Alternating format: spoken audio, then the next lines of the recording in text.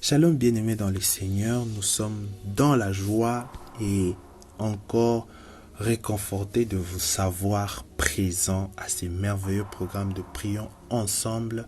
Ces programmes qui continuent à nous diriger pendant toute une semaine parce que ces programmes se fait souvent le lundi et c'est pour nous diriger pendant une semaine, c'est pour nous donner une pensée directionnelle pour la semaine. Et aujourd'hui, nous allons prier ensemble à l'éclairage de Matthieu chapitre 17, versets 19 et 20.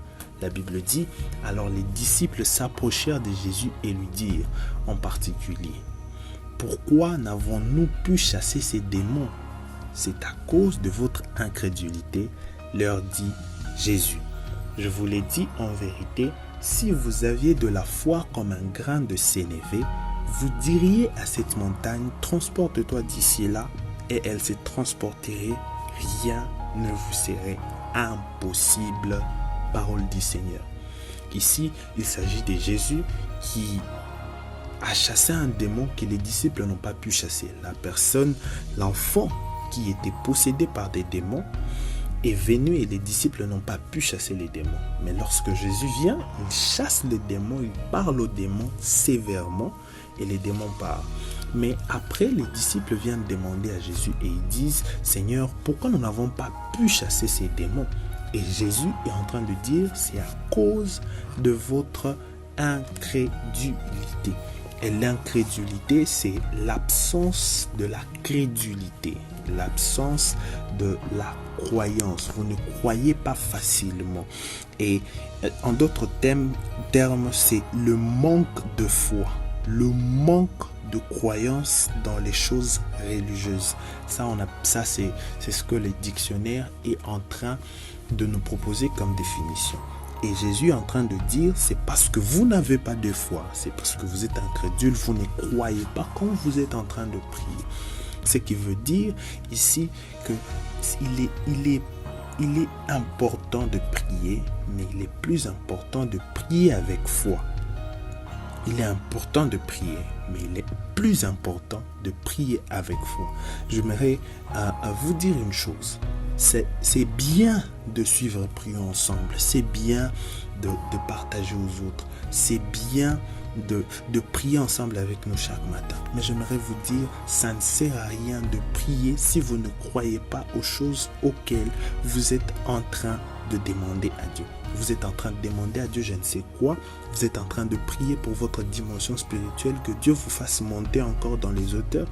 Mais vous n'y croyez pas. Quand vous ne croyez pas, vous êtes incrédule. Et c'est à cause de ça que certaines choses peuvent vous résister dans la vie. Et les choses peuvent vous résister. Et la Bible dit, je vous l'ai dit en vérité. Si vous aviez de la foi comme un grain de sénévé, vous diriez à cette montagne, transporte-toi de là. Ça veut dire ici, Christ est en train de parler à la montagne. Il peut dire, il a parlé aux démons, mais il est ici en train de parler de la montagne. Et lorsqu'il parle de la montagne, il parle de quelque chose de très important. Je disais, il parle de quelque chose de très très important parce que la montagne, c'est quelque chose qui est élevé en hauteur, qui peut empêcher quelque chose, qui peut empêcher, qui peut dérouter un chemin, qui peut empêcher une route, qui peut faire ainsi de suite, qui peut créer des érosions. Ça vient de là déjà à la base. Maintenant, ici, Jésus est en train de nous dire, nous pouvons déplacer les montagnes si nous avons de la foi comme un grain de sénévé.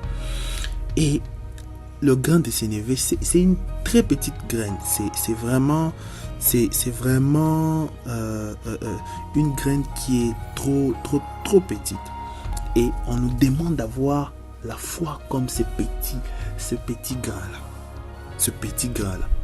Et ici, la Bible insiste que nous pouvons transporter les montagnes. Dans Prions ensemble, nous sommes en train de prier, nous sommes en train de demander l'aide de Dieu. Nous demandons à ce que Dieu nous fasse du bien. Nous voulons que Dieu nous fasse monter, que nous sortions d'un état pour aller dans un autre, que nous puissions croître, que nous puissions connaître Dieu davantage. Bien-aimés, dans tout ce que vous allez demander à Dieu, sachez que si vous ne les demandez pas avec foi, vous allez connaître une stagnation. Sachez que si vous ne demandez pas une chose à Dieu avec l'assurance d'avoir la chose que vous êtes en train de demander, la chose n'arrivera pas, vous allez connaître une stagnation. Si vous continuez à demander à Dieu quelque chose en vous plaignant après votre demande, sachez que vous allez connaître une stagnation et la chose n'arrivera pas. Ici, Jésus est en train d'interpeller les disciples à demander, ou bien à prier, à avoir la foi. Parce que la foi peut déplacer une montagne. Vous imaginez déplacer une montagne bien-aimée dans le Seigneur. Une montagne. Si la foi peut déplacer une montagne, à combien plus forte raison la foi peut déplacer un problème qui te tracasse, peut te faire monter une dimension, peut te donner un don que tu es en train de rechercher. Et vous savez comment ça se passe? Plusieurs personnes sont venues avant, ils ont cru en Jésus et tout le reste, mais vous allez voir, ils sont jaloux des personnes qui sont venues après eux. Ils sont venus récemment, mais eux, ils expérimentent les choses de Dieu trop vite. Vous savez, la différence, c'est juste au niveau de la foi. Vous tous, vous êtes en train de prier, mais celui qui vient, il a compris que si je demande quelque chose, c'est parce que je sais que la chose va s'accomplir. Et il y a des gens qui montent trop vite juste parce qu'ils font des prières de foi.